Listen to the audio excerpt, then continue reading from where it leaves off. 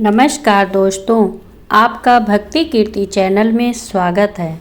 भगवान श्री कृष्ण की 16,108 पत्नियों का रहस्य। भगवान श्री कृष्ण की 16,108 पत्नियां थीं।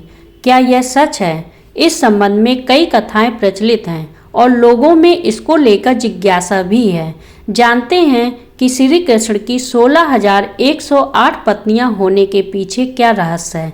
महाभारत के अनुसार श्री कृष्ण ने रुक्मिणी का हरण कर उनसे विवाह किया था। विदर्भ के राजा भीष्मक की पुत्री रुक्मिणी भगवान कृष्ण से प्रेम करती थी और उनसे विवाह करना चाहती थी। रुक्मिणी के 5 भाई थे: रुक्म, रुक्मरथ, रुक्मबाहु, रुक्मकेश तथा रुक्ममाली।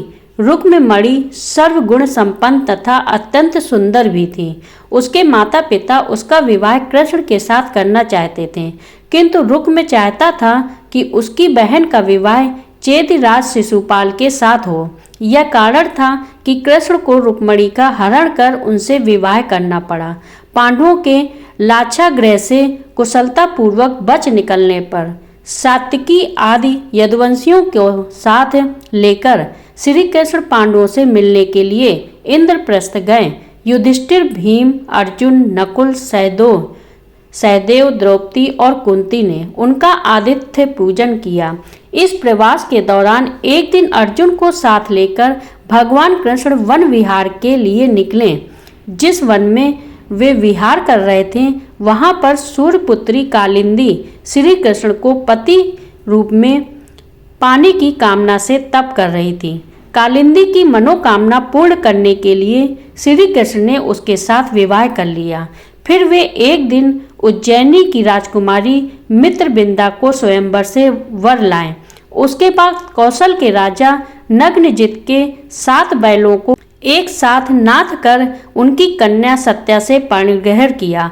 तत्पश्चात उनका कैकेयी की राजकुमारी भद्रा से विवाह हुआ। भद्र देश की राजकुमारी लक्ष्मणा भी श्री कृष्ण को चाहती थी, लेकिन उनका परिवार कृष्ण से विवाह के लिए राजी नहीं था। तब लक्ष्मणा को श्री कृष्ण अकेले ही हर कर ले आए। इस तरह कृष्ण की 8 पत्नियां थीं: रुक्मिणी, जाम्बवंती, सत्यभामा, कालिंदी, मित्रविंदा, सत्या, भद्रा और लक्ष्मणा। आइए अब जानते हैं भगवान श्री कृष्ण की 16,108 पत्नियों का सच क्या है। एक बार जब श्री कृष्ण अपनी 8 पत्नियों के साथ सुखपूर्वक द्वारका में रह रहे थे, तभी एक दिन स्वर्गलोक के राजा देवराज इंद्र ने आकर उनसे प्रार्थना की, हे कृष्ण, प्रागज्योतिषपुर के दैत्यराज भौमासुर के अत्याचार से देवतागण त्राहि त्राहि कर रहे हैं। क्रूर भौमासुर ने वरुण का छत्र, आदित्य के कुंडल और देवताओं की मणि छीन ली है और वह त्रिलोक विजयी हो गया है। इंद्र ने कहा, भौमासुर ने पृथ्वी के कई राजाओं और आमजनों की अति सुंदरी कन्याओं का हरण कर उन्हें अपने यहाँ बंदीगृह में डाल रखा है। कृपया आप हमें बचाइए। प्रभु इंद्र की प्रार्थना स्वीकार करके श्री कृष्ण अपनी प्रिय पत्नी सत्यभामा को साथ लेकर गरुड़ पर सवार होकर प्रागज्योतिषपुर पहुँचे। वहां पहुंचकर भगवान श्री कृष्ण ने अपनी पत्नी सत्यभामा की सहायता से सबसे पहले मुर दैत्य सहित मुर के 6 पुत्र ताम्र, अंतरिक्ष, श्रवण, विवावसु, नभ्रश्रान और अरुण का संहार किया। मुर दैत्य के वध हो जाने का समाचार सुनकर भौमासुर अपने अनेक सेनापतियों और दैत्यों की सेना को साथ लेकर युद्ध के लिए निकला। भीमासुर को स्त्री के हाथों मारने का श्राप मिला था, इसलिए भगवान श्री कृष्ण ने अपनी पत्नी सत्यभामा को सारथी बनाया और घोर युद्ध के बाद अंत में कृष्ण ने सत्यभामा की सहायता से उसका वध कर डाला। इस प्रकार भौमासुर को मारकर श्री कृष्ण ने उसके पुत्र भगदत्त को अभय दान देकर उसे प्रागज्योतिष का राजा बनाया। भौमासुर के द्वारा हरण कर लाई गई 16,100 कन्याओं को श्री कृष्ण ने मुक्त कर दिया। ये सभी अपहृत कन्याएं थीं।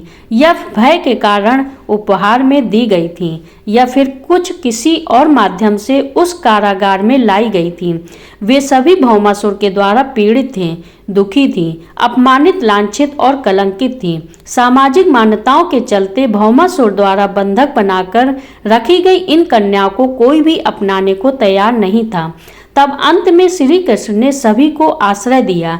ऐसी स्थिति में उन सभी कन्याओं ने श्री कृष्ण को ही अपना सब कुछ मानते हुए उन्हें पति रूप में स्वीकार किया, लेकिन श्री कृष्ण उन्हें इस तरह नहीं मानते थे। उन सभी को श्री कृष्ण अपने साथ द्वारकापुरी ले आए। वहां वे सभी कन्याएं स्वतंत्र पूर्वक अपनी इच्छा अनुसार सम्मान पूर्वक द्वारका में रहती थी, महल में नहीं। वे सभी वहां भजन, कीर्तन, ईश्वर भक्ति आदि करके सुखपूर्वक रहती थी। द्वारका एक भव्य नगरी थी जहां सभी समाज और वर्ग के लोग रहते थे। भागवत पुराण में बताया गया है कि भौमासुर भूमि माता का पुत्र था। विष्णु ने वराह अवतार धारण कर भूमि देवी को समुद्र से निकाला था। इसके बाद भूमि देवी ने एक पुत्र को जन्म दिया। पिता एक दैवी शक्ति और माता पुण्यात्मा होने पर भी पुत्र भौमासुर क्रूर निकला। यह भी जनश्रुति है कि पुराणों में उल्लेख है कि भौमासुर ने उन कन्याओं को इसलिए कैद करके रखा था ताकि वह उनकी बलि देकर अमर होकर शक्तिशाली बन सके। वह पशुओं से भी ज्यादा क्रूर और अधर्मी था। उसकी करतूतों के कारण ही उसे नरकासुर भी कहा जाने लगा। नरकासुर प्रागज्योतिषपुर का दैत्यराज था जिसने इंद्र को हराकर इंद्र को उनकी नगरी से बाहर निकाल दिया था। नरकासुर के अत्याचार से देवतागण त्राही त्राही कर रहे थे। वह वरुण का छत्र, अदिति के कुंडल और देवताओं की मणि छीनकर त्रिलोक विजयी हो गया था। वह पृथ्वी की हजारों सुंदर कन्याओं का अपहरण कर उनको बंदी बनाकर उनका शोषण करता था। नरकासुर अपने मित्र मुर और मुर दैत्य के 6 पुत्र ताम्र, अंतरिक्ष, श्रवण, विभावसु, नभ्रश्रान और अरुण के साथ रहता था।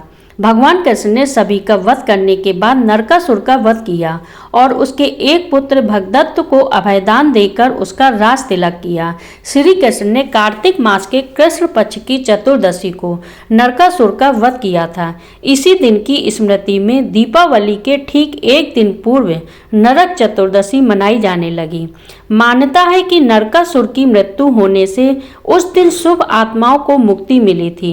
नरक चौदस के दिन प्रातः काल में सूर्योदय से पूर्व उपटन लगाकर नीम, खिचड़ी जैसे कड़वे पत्ते डाले गए।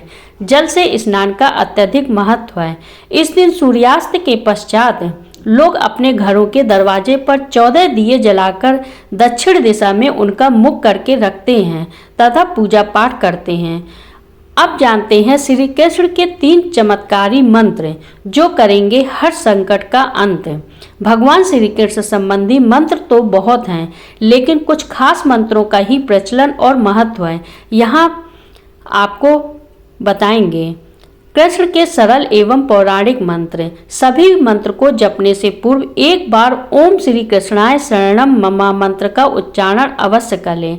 पहले मंत्र के लिए पवित्रता का विशेष ध्यान रखें। स्नान पश्चात कुश के आसन पर बैठकर सुबह और शाम संध्या वंदन के समय उक्त मंत्र का 108 बार जाप करें। यह मंत्र जीवन में किसी भी प्रकार के संकट को पास फटकने नहीं देगा। पहला मंत्र ओम कृष्णाय वासुदेवाय हरिये परमात्मने प्रणता क्लेशनाशाय गोविंदाय नमो नमः। दूसरा मंत्र संकट काल में दोहराया जाता है। जब कभी भी व्यक्ति को आकस्मिक संकट का सामना करना पड़ता है तो तुरंत ही पूर्ण श्रद्धा और विश्वास के साथ उक्त मंत्र का जाप कर संकट से मुक्ति पाई जा सकती है। दूसरा मंत्र ओम नमः भगवते वासुदेवाय कृष्णाय क्लेशनाशाय गोविंदाय नमो नमः। तीसरा मंत्र निरंतर दोहराते रहना चाहिए। उक्त मंत्र को चलते फिरते, उठते बैठते और कहीं भी किसी भी क्षण में दोहराते रहने से कृष्ण से जुड़ाव रहता है। इस तरह से कृष्ण का निरंतर ध्यान करने से व्यक्ति कृष्ण धारा से जुड़कर मोक्ष प्राप्ति का मार्ग पुष्ट कर लेता है। तीसरा मंत्र हरे कृष्ण कृष्ण कृष्ण हरे हरे, हरे राम राम राम हरे हरे। कृष्ण मंत्रों का महत्व। उक्त मंत्र के महत्व को समझते हुए अन्य की ओर जो अपना मन नहीं लगाता वह कृष्ण की शरण में होता है, और जो कृष्ण की शरण में है उसे किसी भी प्रकार से रोग और शोक सता नहीं सकते। आपको ये कथा कैसी लगी कमेंट करके जरूर बताइएगा और चैनल को लाइक करें, सब्सक्राइब करें।